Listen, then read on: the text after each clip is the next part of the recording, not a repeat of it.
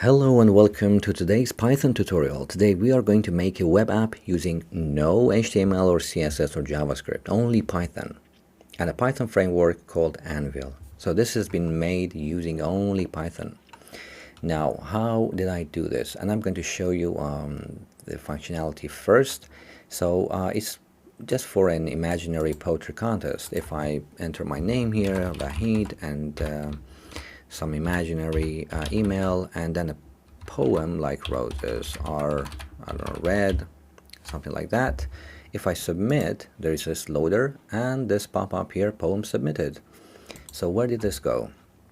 So this has been sent to my email. That's the first thing. And another thing is that I also have it in my database on Anvil. So if I refresh this table, this database, I can see that poem has been submitted. You can see that Vahid, email, poem, and created at this date and time. Awesome. So we are going to make this beautiful thing using some drag and drop features. So for that, you need to go to anvil.works and register there. It is available for free. Of course, there are some other paid options as well. I'm going to use the free version. And just need to click on the Start Building. You will have this page, and as you can see, I have made all these apps in the last 7 months. And you can make websites, invoice generators, even e-commerce. This is so versatile, so great. Now let's click on blank app, and now you have this types of designs. So I'm going to choose the material design, which is the most simple, and I like material design anyways. So I'm going to click on this one, and we are given this interface. So there are 3 sections here. The first one is a toolbox, that is a collection of some elements like a label for displaying text, rich text, links, buttons, text boxes like input, text area, images, and some other things. Or a card, which basically is like a container. Then we have our web page here, the design. You can see this is exactly how it will look like. And here you can have also the code in Python. And on the left we have this bar, the sidebar, which is about server modules. So we are going to write a few lines of code to connect to server. We have our database. You can add tables here, like you're going to save the name, email, poem, and the date in a table. Then you have settings. For example, you can delete the app, for instance. You can also change the name of the app. Let's call it Poetica. The title of the app is what will be displayed in the browser's tab, like here, for example. You can see the Poetica now. So Poetica. And description or a logo as well. And then you can also change the color theme or scheme. You can just add your own colors here. And then the last one is about services such as users or emails if you want to add them. Now, let's get back. I'm going to close these. Let's start by designing the web page. So this is a nav bar. I can have some logo here, for example, an image or some text. If I put in, for example, a text here, you can see now there is label. I click on it and I go down below here, and I should see this text inside the label. So let's just call it logo for now. You can see now it's logo. For links, I can add some links here. So I click on it to activate it, then I grab these links. So one link here, maybe another link next to it, and maybe some drop down menu as well. This is for drop down. Let's put it here. So for the first link, let's have some text like contact. For a second link, let's say something like about. And for the drop down, I click on it and then I add items to it here. So the items could be item 1, enter, item 2. And you can see the items are visible, the first one. I'm going to add a placeholder so that items will be down below. So let's just say more. Now if I publish the app by clicking on this publish button here, publish it. This is the generated URL. You can rename it, of course. You can just say change URL, and let's call it Poetica. .anvil.app. If I save this and if I click on it, you can see this is it now. You see, very easy to make.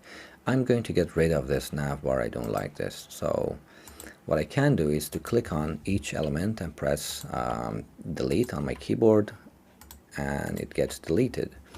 To get rid of the whole thing here, I can go down below under HTML and click custom HTML, and let's delete these as well. So now it's like empty. Now let's start adding things. I'm going to start by card. So a card is basically give you some margins left and right, acts as a container. Very nice. And what did we have in our app here? So we had two text labels and one image on the right. So let's start using that. So this is going to be a label. The first label goes inside, like here. The second label again goes here, and the image should go to the right. So if I grab it, and you can see this border is highlighted. Now if I drop it here, this is the layout. So let's start by changing this label to Welcome to Poetry Contest. Copy this, go back, and when I click on it, so I go down below to find a text, but this is very small, so I can't change the role under appearance. Let's click on more. You can change the background color, foreground, border, and the role is going to be a heading, a headline. And if I click on text more, I can also turn it to bold. I can change the alignment as well. Now underneath we need another piece of text like so, and I'm going to click on this and put it here.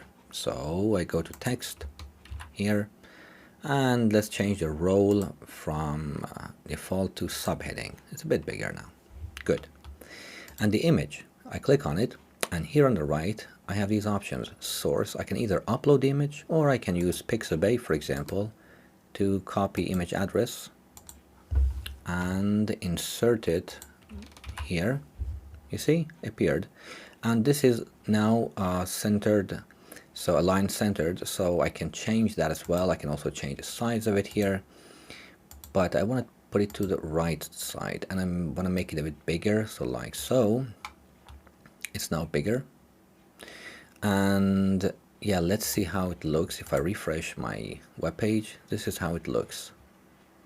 It's kind of okay, but maybe I want to have some space here, you know, on the top, or here as well, to put it a bit down.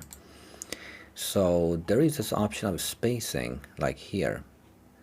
I can drag it and drop it somewhere like above this, for example, here, and then I can, you see, adjust it.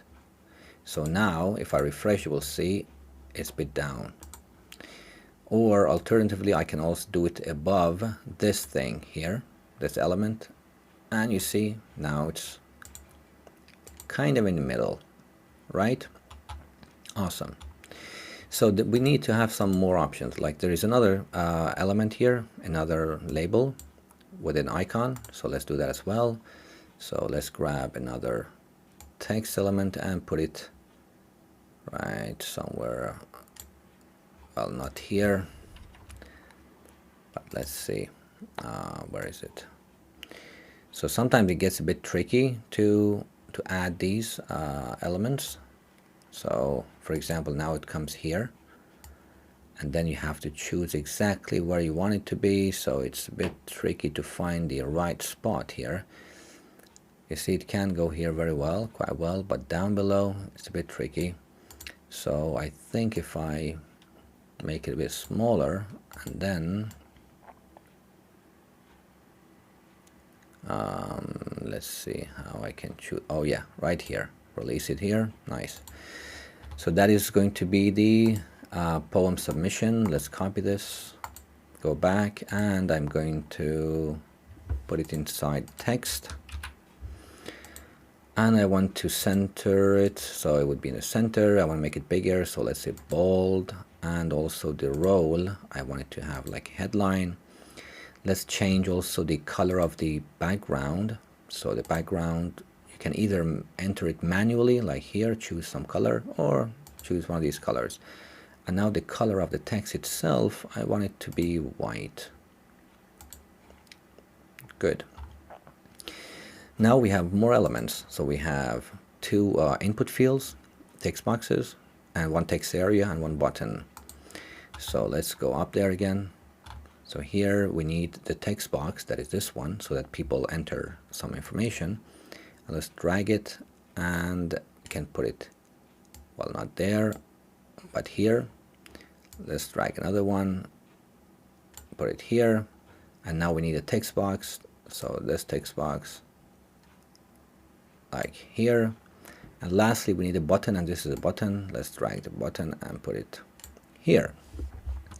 Okay, I want these text boxes to be next to each other, so I drag this and get it to this border you see here, release it, and now we have this. Awesome.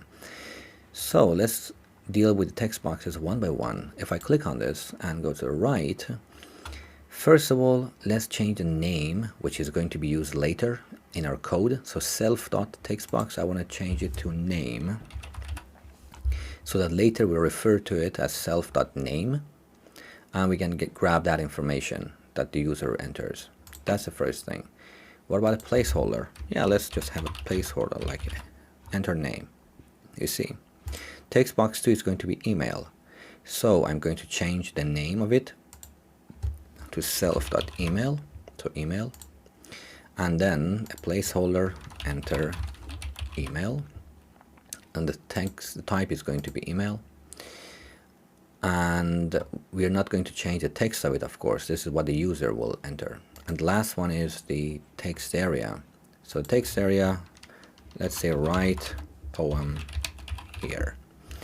And let's also change the name of it to self dot, let's say poem would be good. Okay, this is all good. Now the button. So the button is named self.button1. Let's just call it submit. And the text inside it, we want to call it submit. Let's also change the background color to let's say blue, the foreground to white, and I want it to span all over, to be full width. So where was that? It should be in the align part. Yeah, full. Okay, like this. Awesome.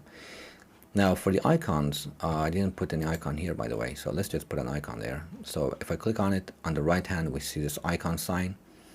You can choose an icon. I'm going to choose a random icon for now, like this one, but you can find icons. Okay, this is for the design. All is good. Now let's see how it looks. This is how it is. Very nice, very simple. So you can just play around with the design and see how you want it to be. Now let's get back and start the coding part. So the coding part should start with the button click. That is, when someone enters the information and they click on submit, we should grab name, email, and poem. And remember, we named them as such. So we named this as self.name, right? Self.name. So we can refer to that information now.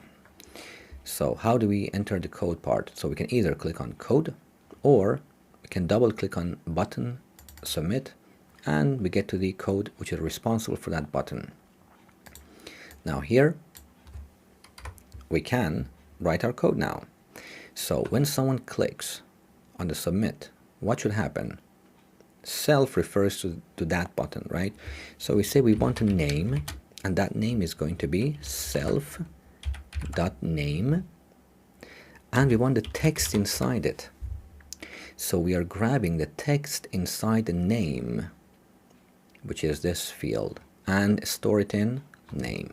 We do the same with email as well. So we say self.email, not .card, but email.text. And also for the poem, there is a text area. So this is self.poem.text. So now we're grabbing all this when someone clicks on it. Awesome. So what should happen now? So when someone clicks on it, what is going to happen? This should be communicated to the server, and they should be added to a table, to a database, right? The name, the email, the poem, and then the date later. So how do we create a table? Now that we have this, all fine, let's go to our data and let's add a table here. So click on this one. If I click on this, the first one is for name, so it's a text column. Exactly, I realize that. So the first one is going to be a text column, and the text column